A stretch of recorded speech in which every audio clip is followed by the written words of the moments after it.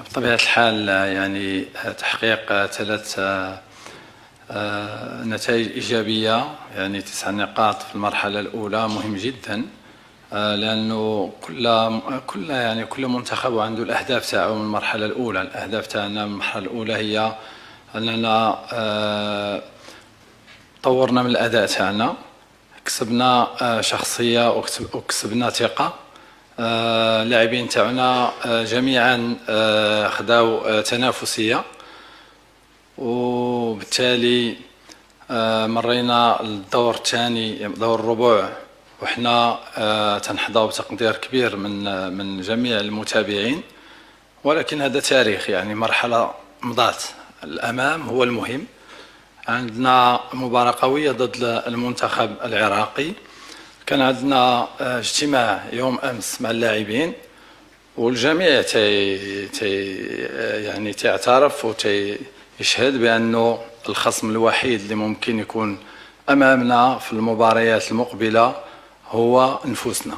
يعني دائما تنحكي على أنه التخوف اللي عندي ما تكونش من الخصم، ولكن تخوف من المنتخب الأردني وطريقة تفكيره. تنظن بأن المنتخب يتطور على جميع يعني الأصعدة، من الناحية الفنية، من الناحية التنافسية، وكذلك من الناحية الشخصية. وبالتالي حنا تنبحثوا على تطوير المنتخب، وأننا تنتقدموا، أننا نستافدوا من الأخطاء اللي ارتكبناها من قبل، وأننا نصبحوا منتخب قوي بمعنى الكلمة من جميع الجوانب. هذا هو طموحنا.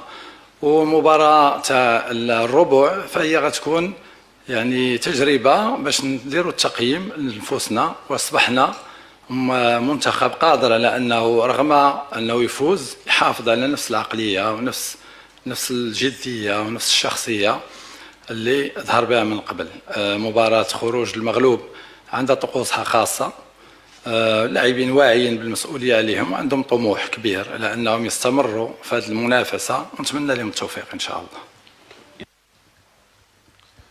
مساء الخير كابتن محمد حسيبة من قناة المملكة. كابتن، سؤالي لك بعد مباراة مصر يضاهي الحارس يزيد أبو ليلى في المباريات الرسمية، ماذا تقول عن حراسة المرمى في هذه البطولة؟ شكرا. بالنسبة للتركيبة البشرية، أظن أنه مهم جدا أن كل مدرب يكون عنده لاعبين جاهزين للمنافسة وفي أعلى مستوى، وهذا الشيء اللي بحثنا عليه في الدور الأول.